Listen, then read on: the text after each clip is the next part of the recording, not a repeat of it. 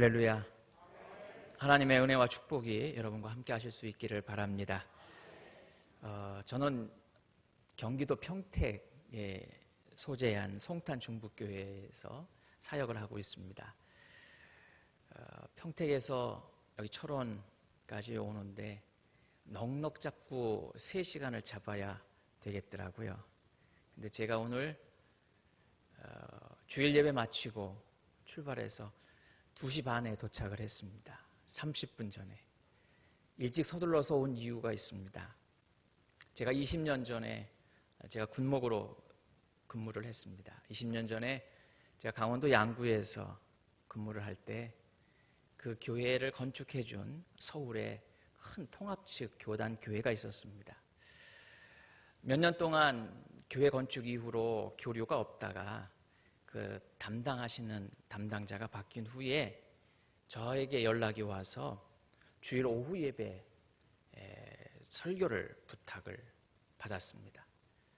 근데 그때만 해도 내비게이션이 지금처럼 좋지 않고 해서 주일날 오후 예배를 설교하기 위해서 강원도 양구에서 주일 오전 예배를 끝나고 가는데 양수리 그쪽에서 얼마나 차가 막히던지요. 휴대전화는 있어서 지금 어디쯤 갑니다 통화는 했는데 정말 안타깝게도 제가 예배를 맞추는 시간까지 그 교회에 도착을 못해서 그날 설교를 못한 경험이 있습니다. 그래도 그때는 덜 미안했던 게 저를 초청한 분이 얼굴도 한 번도 뵌 적이 없는 그냥 전화상으로 뵀던 장로님이셨기 때문에 군부대 교회가 욕을 먹고 군목이 욕을 먹어도 괜찮다 했는데 오늘 우리 곽영준 목사님은 제 자란 모교회에 제가 학생 때 우리 목사님께서 신학생으로 저희를 가르쳐 주신 선생님이셨습니다. 목사님께서 설교를 부탁을 하셨는데 제가 늦으면 안 될 것 같고 그래서 아주 불이 나게 왔습니다. 아름다운 철원교회에서 이렇게 하나님 말씀을 전할 수 있게 된 것을 하나님께 영광을 돌리고 감사를 드리고 여러분들께 감사합니다. 끓는 물주전자를 무관심하게 쳐다봅니다. 그러나 와트라고 하는 사람은 거기서 끓는 주전자의 큰 힘을 발견하게 되지요. 그리고 나서는 증기기관차를 만들어냅니다. 하늘에 천둥 번개가 칠 때 사람들은 다 두려워합니다. 그러나 플랭크니라고 하는 사람은 그곳에서 전기 에너지가 있음을 발견하게 됩니다. 쥐를 좋아하는 사람은 아무도 없습니다. 모두 쥐는 혐오하는 설치류 중에 하나이지요. 그러나 디즈니는 그 쥐를 보고 온 사람들이 사랑해낼 수 있는 캐릭터를 만들어냈습니다. 미키마우스. 똑같은 현상이지만 무엇을 보느냐에 따라서 그 결과는 달라지게 되는 것이지요. 우리가 예수를 믿는다 하지만 과연 우리는 무엇을 바라보면서 살아가고 있습니까? 오늘 철원감리교회의 한 교회 믿음의 공동체로서 우리는 무엇을 바라보면서 살아가고 있습니까? 과연 여러분들은 예수님을 그리스도로 믿고 살면서 무엇에 초점을 맞추고 신앙생활을 하고 있는가 하는 것입니다. 우리가 무엇을 보고 무엇을 생각하느냐에 따라서 그 생의 결과는 달라지게 되어져 있습니다. 오늘 본문의 말씀은 예수님의 길을 예비한 세례 요한에 관한 이야기입니다. 세례 요한은 우리가 잘 아는 것처럼 아버지 제사장인 사가랴와 어머니 엘리사벳 사이에서 태어나서 6개월 전에 예수님보다 먼저 이 땅에 와서 예수님의 길을 예비한 사람이었습니다. 그는 광야에서 주의 복음을 전했고 그리고 물과 회개의 세례를 베푼 사람이 세례 요한이지요. 그는 약대 털옷을 입고 메뚜기와 석총을 먹으며 광야에서 경건한 신앙의 삶을 살아왔습니다. 그러자 세례 요한을 보고 많은 사람들이 저분이 메시아인가 하는 마음으로 세례 요한들에게 사람들이 몰려들기 시작했지요. 근데 오늘 본문 우리 봉독한 2절 말씀에 보면 세례 요한은 지금 옥에 갇힌 신세가 되었습니다. 세례 요한이 옥에 갇힌 이유는 한 가지입니다. 그는 당시에 거짓 위선자인 바리새인들, 잘못된 종교 지도자를 향해서 독사의 자식들이라고 비난했습니다. 그리고 잘못된 헤롯을 향해서도 비난했습니다. 결국 세례 요한은 옥에 갇히게 되었습니다. 그리고는 예수님의 사역의 소식을 듣고는 제자들을 보내서 과연 예수님이 우리가 기다리는 메시아인가 확인해보고, 그리고 우리가 어떻게 이제 메시아를 따르고 어떻게 해야 할 것인가 확인하고자 예수님께 제자들을 보냈던 것이지요. 오늘 본문 말씀 가운데 특별히 7절 이하의 말씀에 보면 세례 요한의 제자들이 다 떠난 후에 예수님께서 세례 요한 제자들이 떠난 후에 무리들에게 세례 요한에 대해서 말씀하시는 것이 오늘 본문의 말씀입니다. 특별히 오늘 본문 말씀 가운데 7절 이하의 말씀을 중심으로 해서 오늘 말씀을 나누고자 합니다. 우리는 어떠한 생각과 어떠한 관점을 지니고 있느냐에 따라서 세상을 바라보는 모습이 달라지게 됩니다. 목사인 친구들하고 운전을 하고 지나가면 다 같이 공통적으로 보는 것이 있습니다. 그것은 이 동네에 어떤 교회가 예쁜가, 이 동네에 십자가는 몇 개가 되는가. 목사들의 관점은 오로지 십자가 교회입니다. 동네를 지나갈 때마다 예쁜 교회, 그리고 좋은 교회의 이미지를 지니고 보죠. 그러나 조경을 전공한 사람들은 교회가 보이지 않습니다. 나무가 보이고 꽃이 보입니다. 제 친구 중에 하나가 신학을 하고 목회를 하지 않는 친구가 있는데 어느 날 갑자기 차를 같이 타고 지나가면 저 나무는 잘 가꾸면 몇십만 원짜리가 될 것 같고 저 나무는 잘 다듬으면 몇백만 원짜리 나무가 될 것 같다고 하더라고요. 도대체 이 친구가 언제부터 저렇게 조경에 관심을 가졌나 했더니 사랑하는 여인이 조경을 전공한 사람이에요. 그러니까 조경의 관점으로 여행을 할 때마다 나무를 보게 되더라고요. 우리가 무엇을 보면서 어떤 관점으로 신앙생활하고 있는가 하는 거죠. 예수님께서는 돌아간 세례 요한의 제자들을 향해서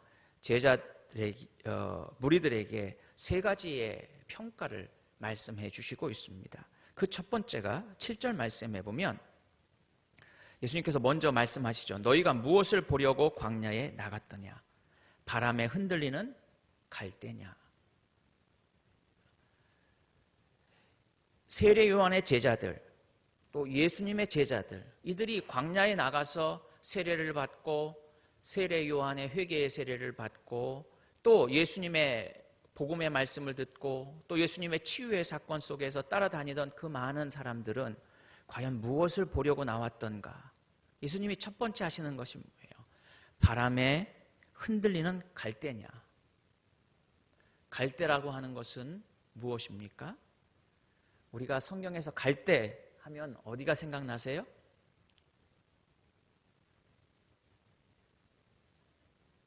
예?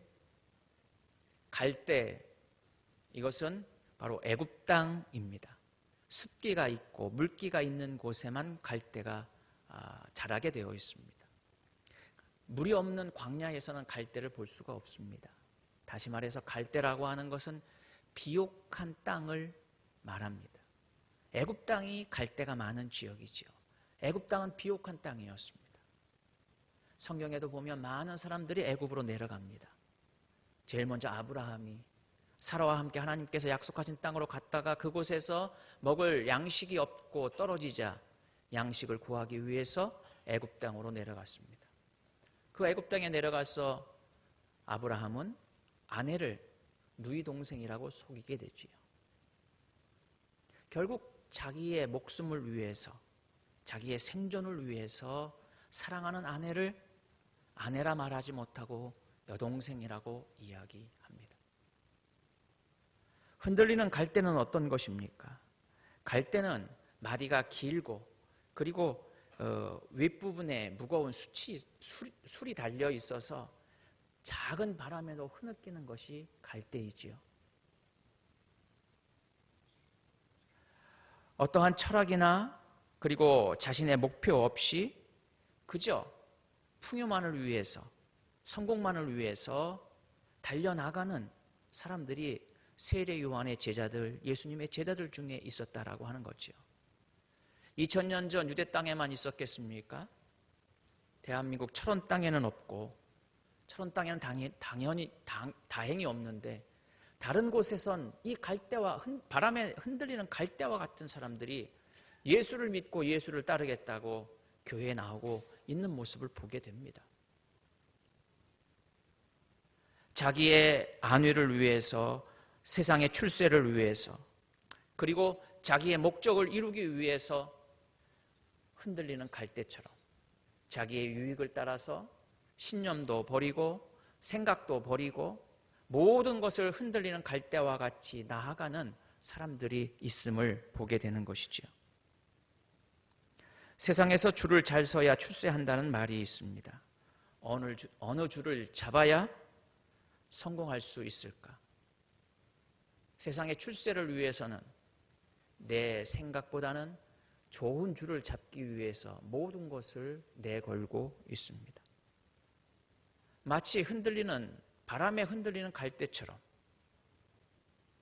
내게 유익이 되는 것, 내가 필요한 것, 내 목적을 이룰 수 있는 그 목적을 달성하기 위해서 그저 흔들리는 갈대처럼 광야에 나왔던 요한의 제자들, 그리고 오늘도 지금도 예수 그리스도를 믿는다 하지만 예수 그리스도를 바라보는 것이 아니라 내 성공과 내 출세와 내 안위만을 위해서 언제든지 바람에 흔들리는 갈대와 같은 모습으로 살아가고 있는 우리 자신들의 모습들을 발견하지 않을 수가 없는 것이지요.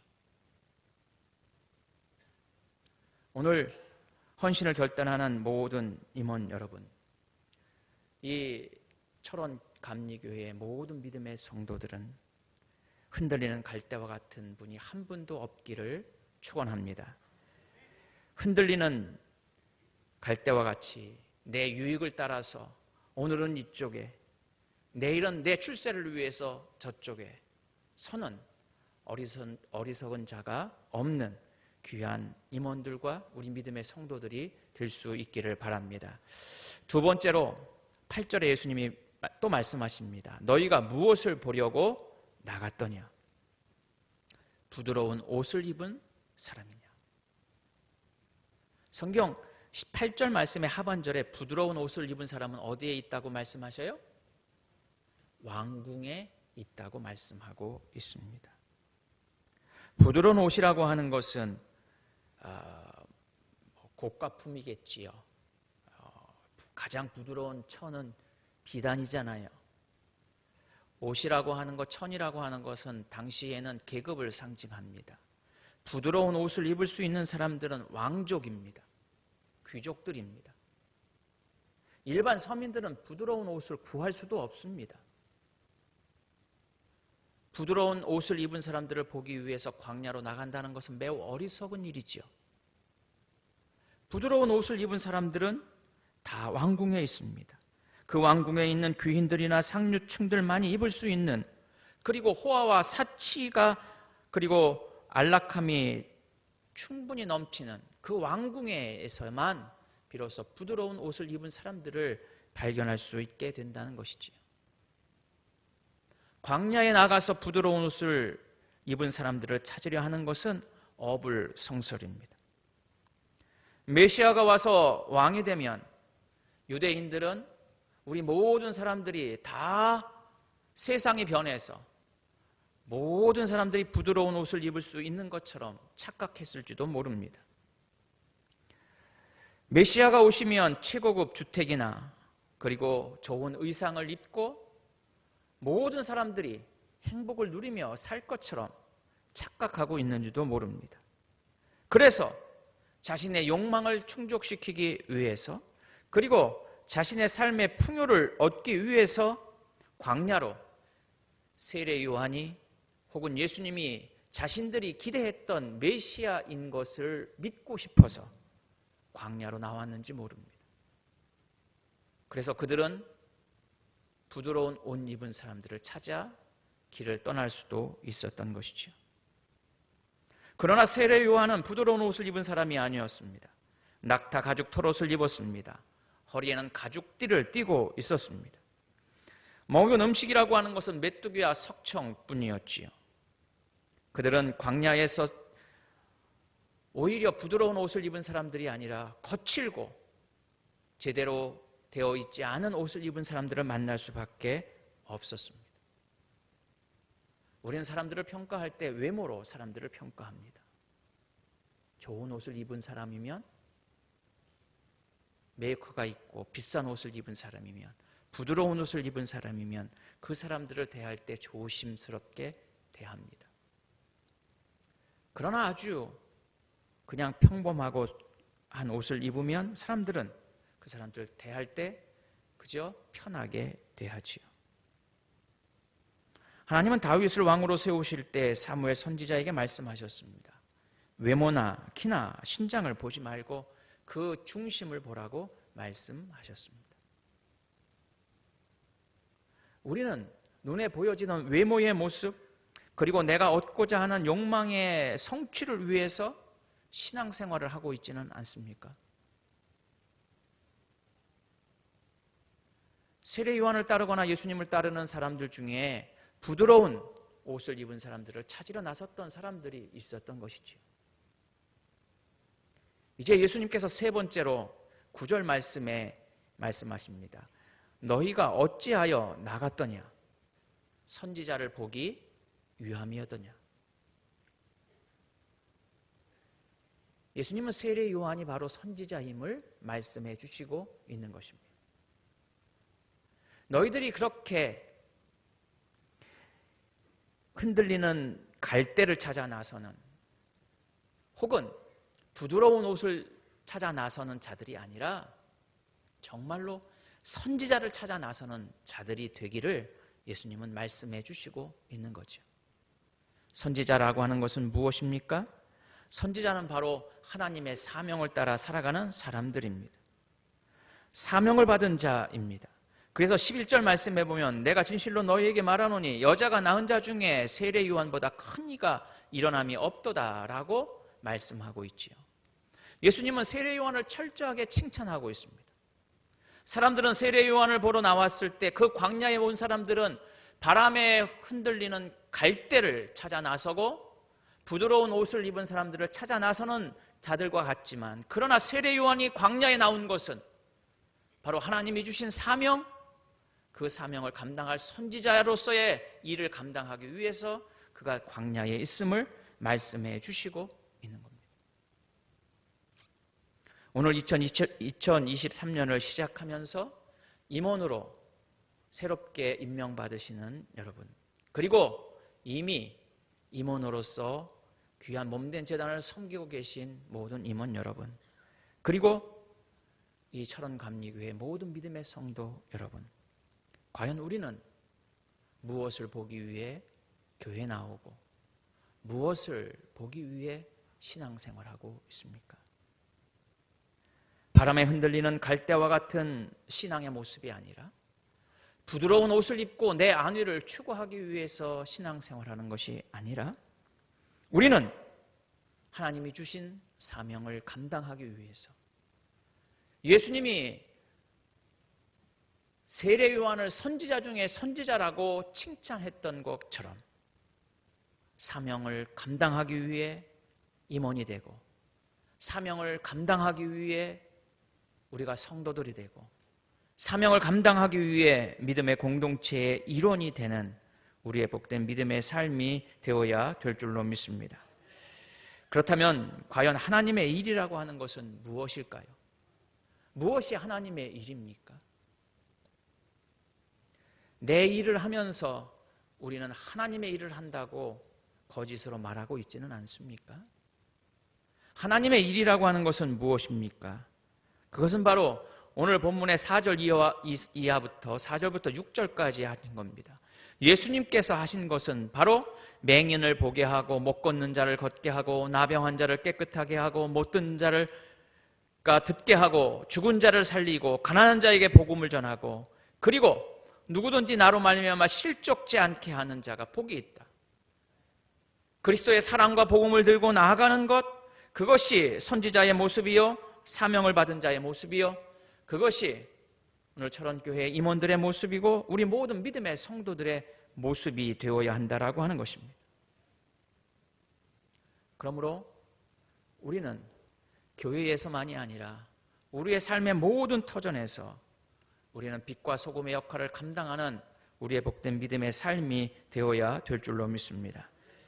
여러분은 무엇을 보려고 교회에 왔습니까? 흔들리는 갈대입니까? 교회 와서 믿음이 흔들리고 있지는 않습니까? 우리는 흔들리는 갈대와 같은 믿음이 흔들리는 자들이 아니라 믿음이 흔들리지 않은 담대한 믿음의 사람들이 되어야 될 줄로 믿습니다. 무엇을 보려고 교회에 왔습니까? 부드러운 옷을 입은 사람들을 보려고 교회에 왔습니까? 교회 문에 들어서는 순간 세상의 기준을 버립시다.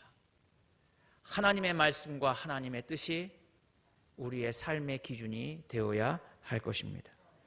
그래서 세상의 기준으로 세상의 가치 판단으로 살아가는 것이 아니라 하나님의 뜻과 하나님의 뜻이 하나님의 기준이 나를 주장해서 부드러운 옷을 찾고 나아가는 자들이 아니라 약대 트럭과 같은 거친 옷을 입고도 내가 헌신함이 감사가 되고 기쁨이 되는 여러분들의 복된 삶이 될 수 있기를 바랍니다.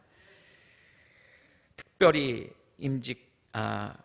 임원으로서 새롭게 시작하는 우리 신입 되시는 분들 뿐만 아니라 모든 분들 올 한 해는 헌신의 사각지대가 없기를 바랍니다.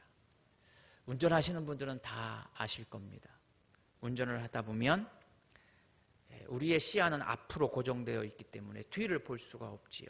그래서 뒤의 상황을 우리가 인식하도록 하기 위해서 사이드 미러와 그리고 차 안에 룸 미러가 있습니다.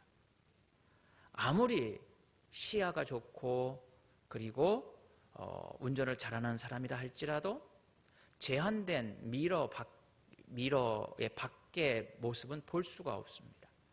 그래서 운전하다 보면 분명히 사각지대가 있습니다. 우리가 보지 못하는 사각지대가 있게 되어 있습니다. 우리가 그리스도인으로 헌신한다 하면서도 어떤 사람은 시간이 있어서 시간으로 헌신합니다. 어떤 사람은 물질이 있어서 물질로 헌신합니다. 어떤 사람은 건강이 있어서 몸으로 헌신합니다. 그러나 올 한 해는 우리의 헌신의 사각지대가 없는 한 해가 될 수 있기를 바랍니다. 물질만이 아니라 시간만이 아니라 우리의 몸만이 아니라 모든 부분이 온전한 헌신의 삶을 통해서 부드러운 옷을 바라보며 살아가는 자들이 아니라 하나님이 주신 사명을 바라보며 살아가는 여러분들의 복된 믿음의 삶이 될 수 있기를 바랍니다. 신앙은 단순한 인격 수양이 아닙니다. 혹은 폭넓은 인간 교제의 장도 결코 아닙니다. 또한 인간의 욕심과 내 이익을 추구하는 현장도 결코 아닙니다. 무엇 때문에 교회 나오고 무엇 때문에 예수 믿고 무엇을 보려고 여기에 앉아 계십니까? 주님이 주신 사명을 발견하는 여러분들의 복된 삶이 될 수 있기를 바랍니다.